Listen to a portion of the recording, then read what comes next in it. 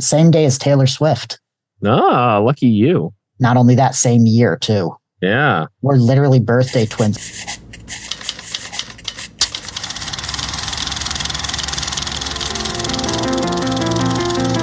Hello and welcome to Story Weavers, the podcast where we discuss anything and everything story related. Here, we'll delve into inspiration, plot, structure, character, and dialogue. Be it in books, movies, music, comics, television, or anything else, we'll be covering it from conception to reception.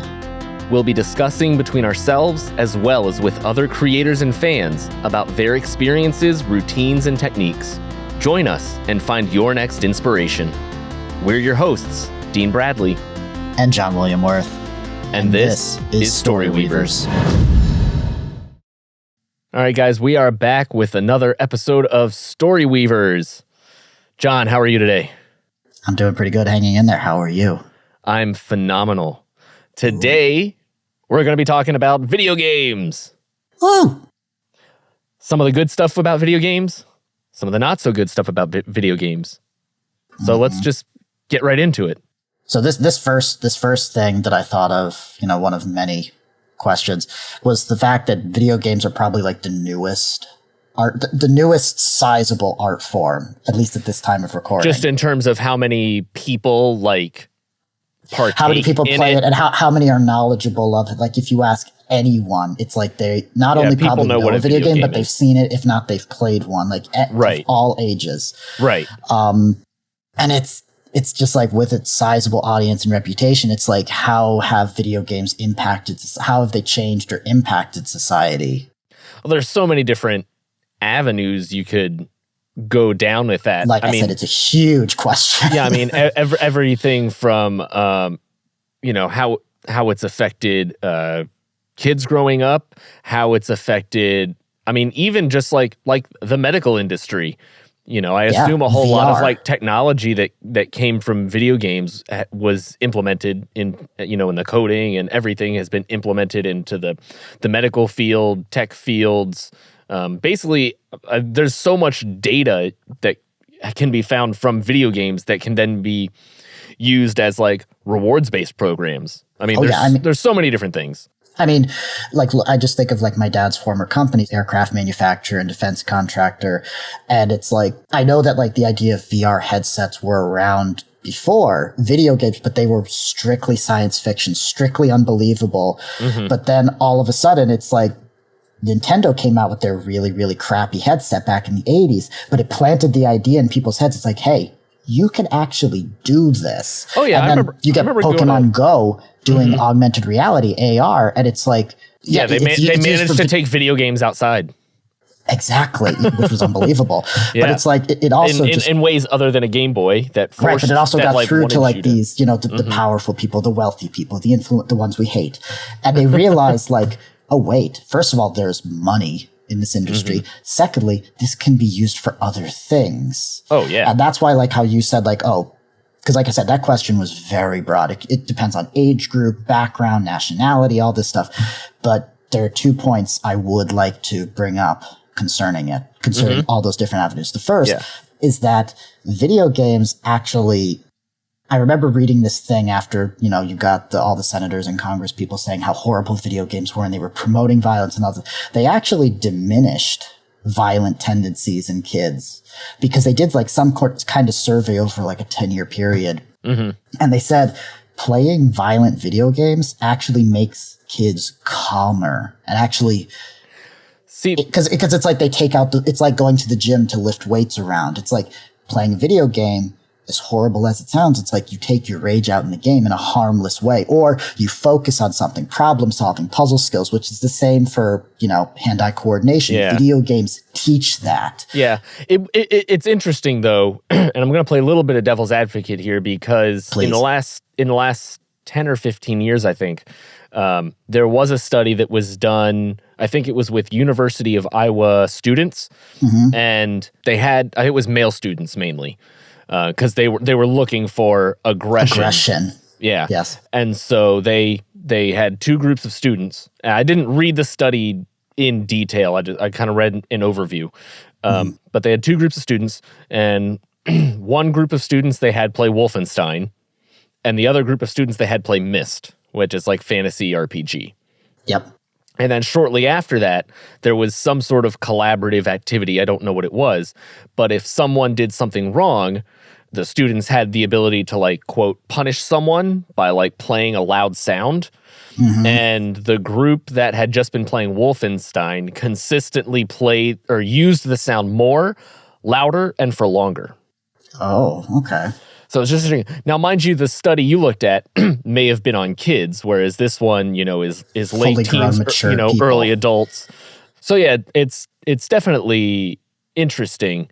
Yeah. One of the things that the violence in video games can do, though, and obviously the person playing it has to put it into the context themselves, but a lot of times it can show the reality of some of like the nastier sides of humanity, like war. You look at the old like Medal of Honor games, Call of Duty, and the older Call of Duties that were more down to earth. They storming Normandy and parachuting, into London and stuff like that. Yep. It was, while they might have been historically inaccurate in some parts, they were no more inaccurate than a lot of movies. Right. And they put you in the shoes. And that actually leads into the second thing I want to say, besides the possibly lowering of violent tendencies and, the improvement of hand-eye coordination, and just video games brought people from different nationalities and all across the world together in a way that other mediums cannot. Because especially multiplayer, it's like, I clearly remember in college, my roommate had an Xbox 360 and Halo 3. Mm-hmm. And it's like, he had friends over in France. He had friends in the Middle East. He had friends over in different parts of Asia. So it's like, and all these people were chatting together, and just, it's one of those things that when you think about it's a like, community. Exactly. And it's a massive community, because it doesn't matter your interests. You're already in the same game. You've mm-hmm. already proven like, hey, you're already into the same thing. And it's like, it gave people the ability to learn about other cultures, quite just like how you said, in the game, but also quite literally, because you might be talking to someone in Germany, mm-hmm. and you'll learn about Germany. Maybe you'll go visit them. Maybe you'll hang out outside of the game. It's like this, such an interesting thing. And I just find it so funny that for so long people condemned it.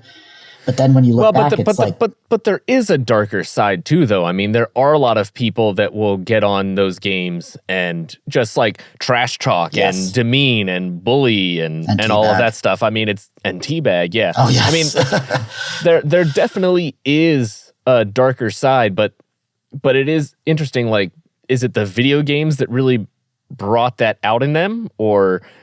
Was it the environment of the video game? Was it the environment of the game and the people on that game they were playing? Was it how they were raised and how they choose to react to certain situations? I mean, there's so many different factors to talk about. It's the whole nature versus nurture argument, which, is enough for an entire video or an entire series of episodes. Just to make it clear, like, I'm a firm believer that it's a combination of the two, but it's more nature oftentimes. Like, people, like, some people are I think the opposite. You think I think it is a combination, and people genetically are definitely susceptible some way, but I think environment plays such a huge role. There have been a lot of advancements in like brain study lately that are showing that like the brain is elastic and the brain adapts, and it does a lot of that in your first like 2 or 3 years. Makes a huge difference in how your brain forms and makes connections with the environment.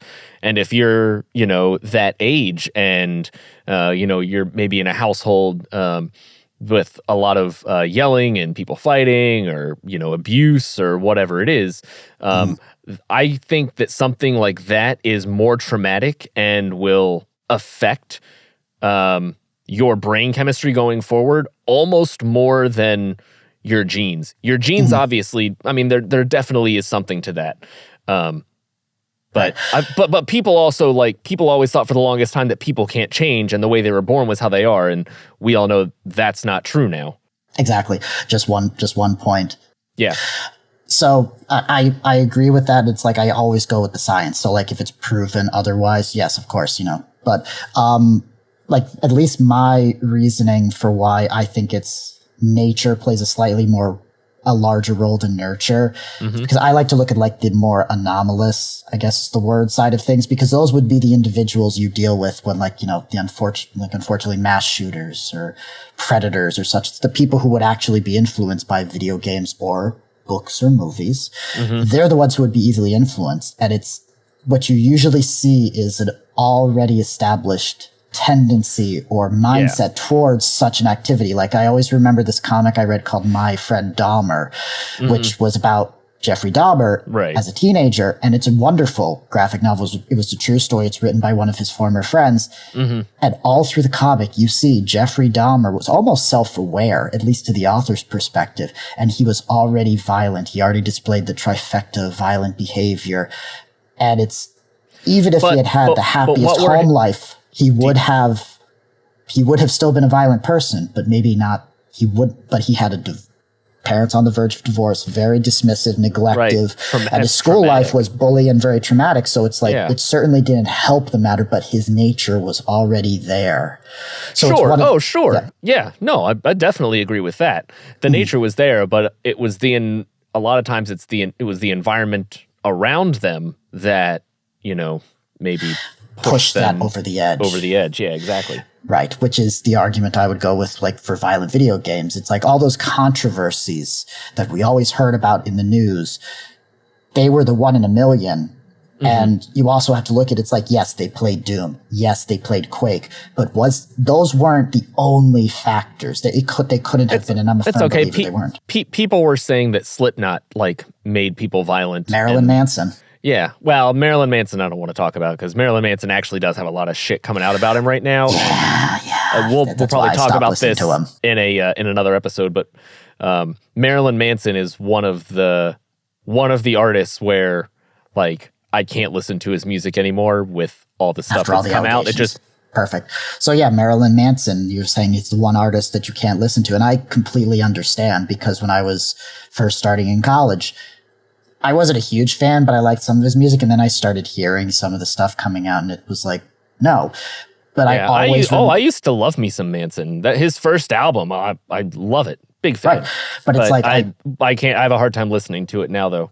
No, I understand, but it's like the one quote I always remember is from Bowling for Columbine, which Michael Moore has his own interesting personality, but it's like he was interviewing Marilyn Manson, and Marilyn Manson just said, it wasn't just that the kids listened to my music or played a violent video game. There were other things, because that would be the same thing like at the turn of the century claiming that, seeing these horrible stories in the newspaper, it's going to inspire other people to murder or rape. And it's like, now you tell that to people, it's like, oh, that's ridiculous. And it's like, but that's what you're claiming. That's what you're saying.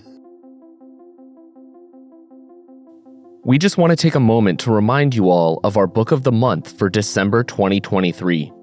This month, we're reading Dalton Trumbo's Johnny Got His Gun, a 1939 anti-war novel set in the thoughts of a soldier who was injured on the battlefields of Europe in World War I. I'm about 3/4 of the way through it so far, and I'm really enjoying it and looking forward to when I get a few minutes here and there to pick it up and to keep reading. One of the things we did want to point out is that Dalton Trumbo also directed a film of the same name based on that book, about 30 years after it was originally published. So if you're not too keen on reading, go ahead and check out the movie Johnny Got His Gun, directed by Dalton Trumbo, as that will be a topic of discussion as well in the episode coming out at the end of this month. Now back to the episode. But no, so I think it's pretty safe to say that neither of us really think that any of the violent video game controversies held any water. Not really, at least not to the extent and the weight that some people were giving them. I can see it a little bit, and I could see how if someone is spending most of their waking hours exclusively, playing those games and being excited about like the actions they're actually doing in the game, and not just like playing Halo with their friends and like, oh look, I killed you, like just having fun. That's no different than going and like playing laser tag. Exactly. Or like Manhunt, the famous murder simulator game. It's like, If you're in it for the story, that's one thing. If you're in it for, I'm going to cut their throat, that's a completely other thing. Yeah. And plus, like how you said, like spending every waking moment. I mean, we're talking about children in this case and teenagers. It's like it's going to affect their grades and their social life too. Yeah. And problem solving skills. But it's like with anything though. There's, just be reasonable. Right. Because, I love Oreos, but I don't eat 5 Oreos a day. I do. Every day? Some days I only do 3. Okay. Some days I only do 3 also. This is why I go to the gym 6 days a week. But no, like the whole thing, like how I was saying earlier about how video games, like this is undeniable. They improve like motor skills and hand-eye coordination and depth perception and all of this stuff. It's like, but spending too much time at that can damage your eyes, damage your social skills, damage perception or like, screw with your anxiety level. So it's like there's a fine line between what's too much, or not really maybe even fine, but there's a line between too much and okay, Oh, yeah, yeah. Well, and the other thing I think that video games can have sort of a negative effect on, and I speak this from personal experience, is, a lot of games are designed to make you want to keep playing. The serotonin boost. Yes, the serotonin boost, and especially in the advent of today with mobile gaming and microtransaction and all of this stuff, it can give people a false sense of achievement. Yeah, I mean, you go through and you're playing a game and it's like, oh, just a little bit more to get to the next level, and then I can unlock this thing, and then I just do a little bit more and do this, and there is some truth to that, and in real life, and, if you're trying to accomplish something and you fail, you try it again. But when the only thing you're trying to accomplish is the video game, right. It has to have real world. It has to have real world applications, like a lot of puzzle games. It's like, it's almost like when someone with dementia or like, does puzzles or does word searches, it promotes brain development and keeping your mind sharp. Same with puzzle games. But there's a possibility of overdoing it and you become soaked up into the world of the game and you don't want to do anything physical. You don't want to move. I mean, look at South Park. I've been there. I was like that with WoW back in the day. I was about to say World of Warcraft. It's like my roommate in college, he stayed, maybe cut his name. My roommate in college, it's like he spent hours and hours and hours and hours on World of Warcraft, and he also had the worst temper. Like, he broke his laptop, he threw his mouse, and to me, it was like all the time he was spending on the computer, like, and playing a video game. It's like, I used to have a horrible temper too. But I've learned, like, step away. Walk away from it. Like, it's a video game. Well, and the difference too, at least in my experience with WoW, for WoW, a lot of people, I mean, it's an MMO. It's a massively multiplayer online game. It's designed to be played with other people. And there were times that I played with other people, but then I went years and I didn't play with anyone. I just played by myself, and I definitely like completely just like got sucked in to the game. And then eventually, like, thankfully, life caught up with me, and I got to a point where I realized I had to stop. Yeah, I mean, I'll be very invested in a video game. I'll play it for a few weeks on end, or I finish it, and then I'll step away from my PlayStation or Switch or whatever console or game I have for maybe months at a time. And it's like, I'll think about it, but that at least as an adult, I'm kind of like, I don't quite have the time to do it. It's not as accessible as picking up a book or popping in a TV show, because it's like every time I say, like, as fast as the PS5 is, I'm just going to go play 10 minutes. 2 hours later, I look up, it's like, oh crap.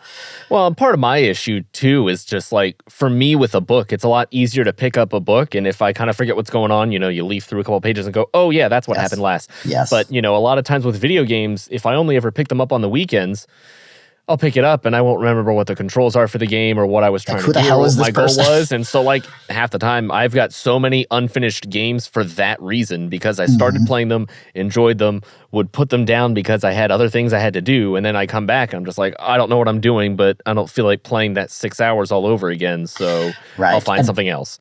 And maybe this is just a natural part of aging because all of us, you listeners and us both here, are going through this amazing thing called life.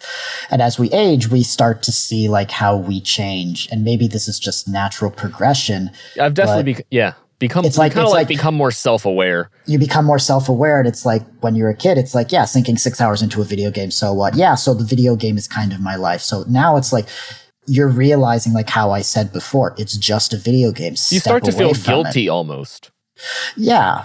Well, I don't feel guilty about stepping away from the game. Well, no, not stepping away. I'm like, when you're playing a game for that longer, you realize you've put all this time into a game. Like you look in the last week, you're like, well, what did I do after work? Played all these games. Like, that's great. You calm down or whatever. But sometimes I feel guilty if I play games for too long. And maybe that's my own problem I have to deal with. I feel that way when the game hasn't been very good. And I guess that it's the same way like watching a bad movie or reading a bad book. It's like no one wants to waste their time on something that they're going to close and be done with and say, that sucked. So it's like Ghost of Tsushima, Witcher 3, was it Castlevania Symphony of the Night? All the games that I've loved, when I finished them, even as an adult, I would say that was a rewarding experience. Right. It was worth playing. But then, like Tony Hawk's Pro Skater, you skate. The fact that I spent but it's got such a good soundtrack. I know, but I could just, but it's like, that's the other thing. As a kid, I had no problem sinking dozens of hours into that game, partially because the PlayStation didn't tell me like, oh, you played this game for 50 hours. Also, that's what I'm going to do. I'm going to blame Sony for telling me how long I played a video game for making me feel guilty Sony about and Microsoft for everything. But now it's like, it's the self-awareness, basically. Like you can separate the fact that the sense of achievement. It's like, there's so much more you could get that serotonin boost from other than a video game. Though, yes, there is a thing that's very popular these days and something that I'm kind of a follower of, but I don't interact a whole lot. As long as it's not a cult. But no, like live streaming on Twitch. Like, oh yeah. Like I vividly remember being a kid with POD, like in my CD player, playing Super Mario Sunshine and thinking like, man, how cool would it be to make money just playing video games? Yes. No, it's something I've thought about doing a lot in the last few years, but I don't want to invest the time into it. When I was younger, when I was like a wee lad, it's like, I remember thinking, like, wouldn't it be cool to be able to make money doing this other than, the programming aspect and stuff? Mm-hmm. I remember my parents and everyone around me said it's their video games. That's the dumbest idea. And now it's like a multi-million-dollar industry for each individual. It's huge. It's a lot of work, but it's that's one of the reasons video games have blown up as much as they've had, is because they're so lucrative now. Oh yeah. Well, Twitch, I don't pay for cable anymore. I've got a couple streaming services like most people do nowadays. You can replace live TV. I also just live. I go on Twitch and I have a few streamers I like. It's, that's the channel I want to watch, and if I missed it, most of them have them up on YouTube and I can go back and watch them. That's exactly what I do. And that's a lot of times what I do if I can't if I don't want to invest the time playing through a game, I'll pull up a streamer's channel, throw it on in the background and pay attention while I'm, working on something else. And I get to experience the game without maybe feeling like I spent a whole lot of time doing it. I do the same. For me, sometimes I need. I do the same thing. Sometimes I watch playthroughs, not playthroughs, but walkthroughs even, just watching someone play the game.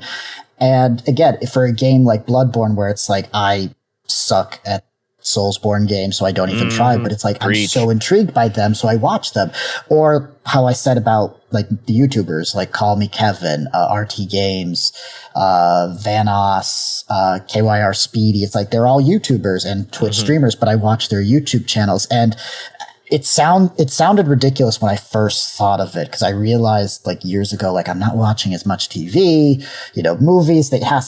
I have to be truly interested. I don't just watch a movie now. It's because those kinds of things have replaced television for me to an extent, because like how you were talking about Twitch streaming, live television, watching, the YouTube videos, they could be an hour, maybe 2 hours long sometimes. That's a TV show. That could be a movie, and it's entertaining. Yeah, right. And if you don't like it, you find another one.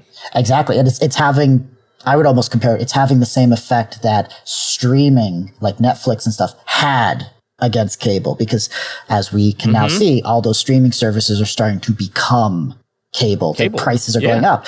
Whereas this, it's like, it's all free. And I mean, that goes... But the difference is like a lot of those streaming services, like you don't have ads. You know, TV stations all made their money from ad revenue. Right. And most of the streaming services nowadays don't have ads. You know, you can pay $10 to not have ads on. Yeah, you can pay $10 to not have ads on YouTube. You can subscribe to someone's channel on Twitch, you know, and watch their streams ad free. So, I mean, or cut this part, get ad block. Right. But it's just like, you know, but that's also a way that it has changed the industry. Advertising is different. Yes. And it's recognizing that, hey, it's almost like having all those ads on the sides of like racetracks where it's like, there's your advertising, but it's there. It doesn't need to be in your face. You're literally advertising a video game from a huge company, a huge publisher. There's your ad right there. It's a walking, talking, living ad sometimes. Right. For them. But not all of the other companies that we normally see ads for, like Coke or Budweiser or By Tide. Whatever else. Yeah. So yeah, it's like that. That would be, I would compare Twitch and like live streaming to almost, I'd be tempted to say that could be one of the next streaming killers, or not killers, but a contributor to pushing them.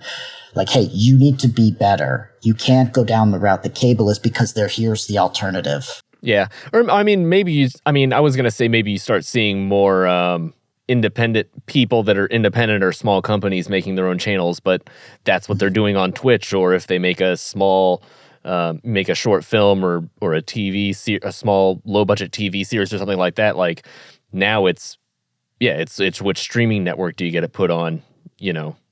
Right. Because it's going to be hard to compete with something like Netflix or HBO just with their huge catalog.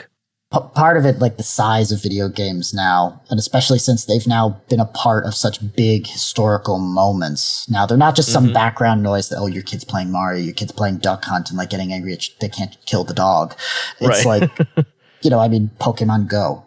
Everyone I know was aware of Pokemon Go. And it's like, I remember the feeling of the sense of community and togetherness the first 5 or 6 days when that game came out. I have friends, more than one member of my band still plays Pokemon Go daily and has since the day it launched. Yes, I mean, you might not see it in the news, but it is still like incredibly popular. Yes. And it's like, also look at, what is it? Another recent example, the Animal Crossing game, where it's like at the beginning of COVID, once again, Nintendo released a game where it's like, it came out in like May of 2020. Like everyone was waiting for it. It was April. Like everybody was waiting hit, for everyone was locked inside, and life was pretty crap at that point, to say the least. But here was a game where it's like, look, we know you're all stuck inside. Here's something that can tide you over. And it's like, go fish and visit your friends' islands. Yes, yes. Wait till 3 a.m. so you can see the aliens on TV. I never did that. But it's like, it's just like how HBO had Game of Thrones and Showtime had Tales from the Crypt and Sopranos, right? Showtime was Sopranos? Yeah. That was it's HBO. Like and 6 Feet Under, you know, how there were all these watershed moments with streaming and TV and films. Video games have now started to become a part of history and major moments, like, you know, at the beginning of COVID, Animal Crossing came out. Once again, going into the controversy angle, also for bad things, Doom came out, and you know, and the Mortal Kombat and all that. What was wrong with Doom? Violence. I see the point you're making now. Yes, that was the game. It was either that or Quake. Was the game that the Columbine killers played almost obsessively when before the shooting, and so they tried to pin the blame on Doom. Yeah, and it's like it's like there could be a bunch of contributing factors. Video games have now become such a critical thing in our society. Yeah, you know, just so important, comparable to Game of Thrones, to in terms of impact, like maybe Lord of the Rings, some could rival Harry Potter, some could, the cultural knowledge and awareness and impact. Sure. Oh, yeah. I agree with that wholeheartedly. That's not to say that what those kids did at Columbine wasn't like not at all. It's atrocious. It's horrible. It was horrible, but it's like it's just like how. But I'm not going to blame Doom for it. Exactly. It's like it goes back to the conversation we had earlier, but also it's just like how you could say books influence people, movies influence people. It's influential. It's a piece of media. Yep. It's like the creator wanted to create this. It was their vision. They didn't set out saying, I want to make a video game that inspires murder. No, yeah, right. no one does that. And if they do, absolute shame on them. Call them out. I've never heard of anyone who has done that. It's like... Yeah. We'd like to take a brief moment to thank you for listening to Story Weavers. For the enjoyment of our listeners, we want to keep this podcast ad-free and uninterrupted. If you would like to support us further, check out our options on Patreon. Plus, subscribing will get you behind-the-scenes content, bloopers, access to Book of the Month polls, and more. We appreciate any and all support. Now back to the episode. And then the last thing that I would ask, and this is a nice little capper. Well, it's a two-parter. Where would you like to see the video game industry go from here? Honestly, I really want to see more focus on indie development. And there is a lot of it out there, and there are a lot of amazing indie games, and especially like with Steam now, aside from some of the console-specific titles like Mario or Zelda or whatever, the vast majority of games nowadays can all be played on a computer, yep. Yeah, I mean, there's a lot of cross-platform. Independent games are typically much more inexpensive for the buyer. And a lot of times the communities for them are a lot tighter and get a lot more excited about it, because many times it's teams of, I mean, it was like Team Cherry that did Hollow Knight was like 2 people, I think. I mean, it's crazy. And I have a game like that. I mean, that's one of the best games I've ever played. 2D, Metroidvania, gorgeous graphics, incredible gameplay, incredible sense of progression, hard as hell. And it was like 2 people made it. And I have so much more respect for those 2 people than I do for some of these larger AAA titles. Not that they're bad. I love some of the big AAA titles, but when you get to those, you have film versus a studio film sometimes. Well, right.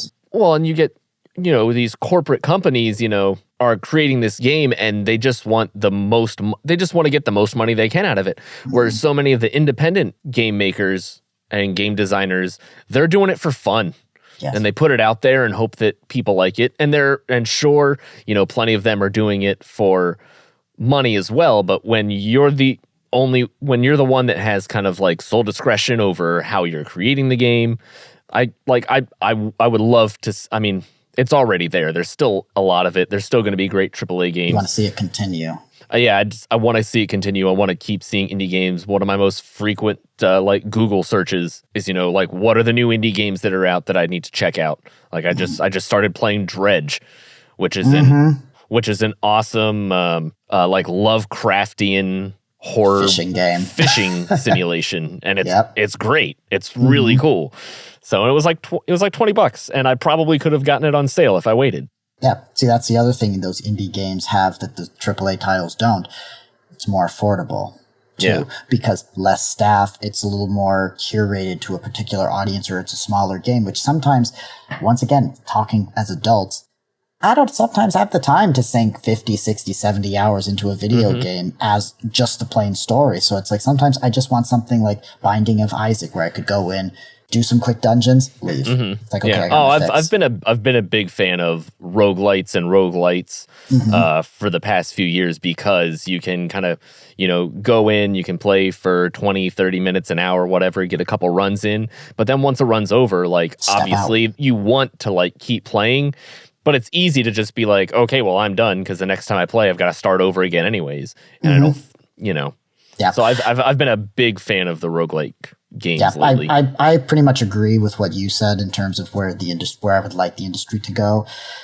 And this feeds into the next part of the question that I'll answer first. But it's like, where do you realistically think the industry will go? Mm-hmm. I'm curious to see what you have to say. I would mostly say, for once, I have the positive note. I would say it's where you said, like, indie developers and independent studios, if you will start to take over and maybe get bigger. And a lot of the AAA game studios like Activision, EA, Bethesda will start to get either too big for their britches or they'll start to have problems. You're already seeing it, in my opinion. And they're starting to charge so much. I mean, so $70 a pop for games like Redfall is a fine example. The game, from what I understand, is a buggy mess. And I've read stories about how maybe the developer knew that the publisher was going to screw it up, so they purposely made it so that they would never be touched again like that, which sounds so inappropriate, but phrasing. Well, didn't Ubisoft even come out recently and say, like, the next Assassin's Creed game, they plan on, like, being able to completely finish the game in a matter of, like, 40 hours?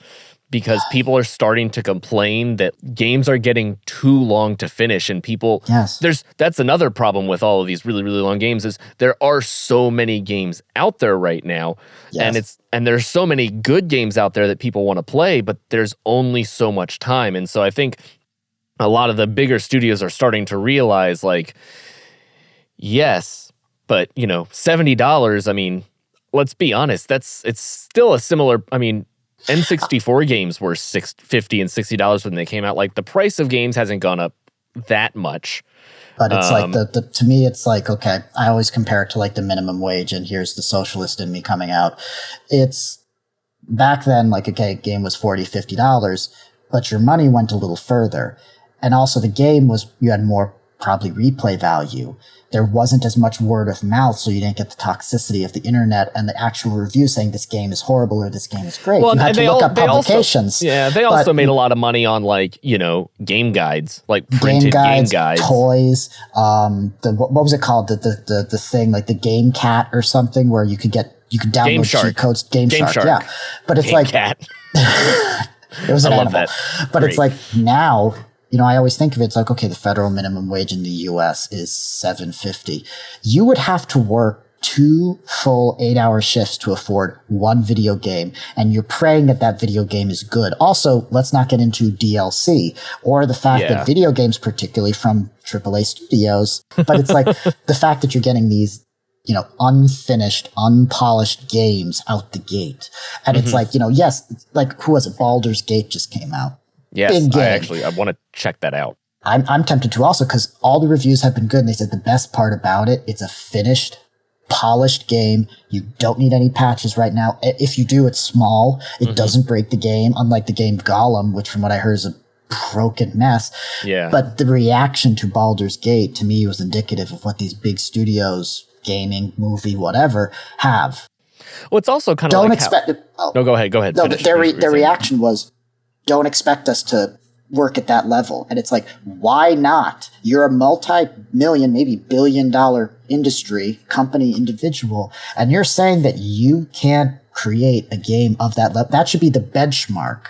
It should be the challenge. Instead, you're saying, well, that's too much for us. It's like, that's an inexcusable excuse. Nintendo, with almost all the mainline Zelda games recently, they all got delayed, and while a lot of people were obviously frustrated because the hype for the games were so high, it was to make them good. They realized that they didn't want to put out a product, especially in the wake of games like Cyberpunk and games like No Man's Sky, which had, especially No Man's Sky, had massive overhauls. Yes.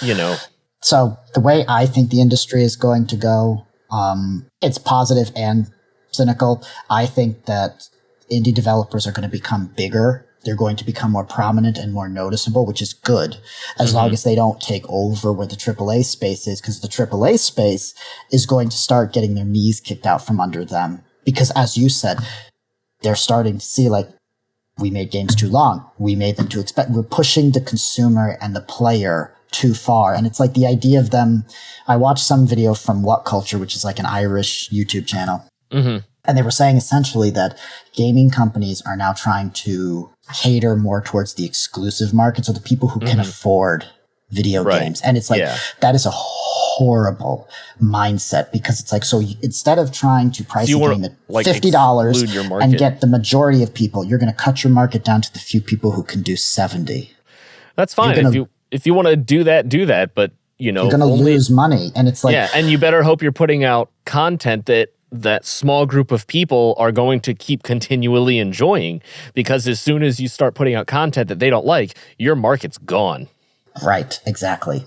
So, yeah, that's my perspective. Thank you for listening to this episode of Story Weavers. I'm terrible at exits, everyone. Everyone who knows me can tell you that. I tend for just the Irish goodbye, which isn't suitable in this case. But thank you, everyone, for giving us a listen. We hope you tune in, or come in, please don't come in, next week for Story Weavers.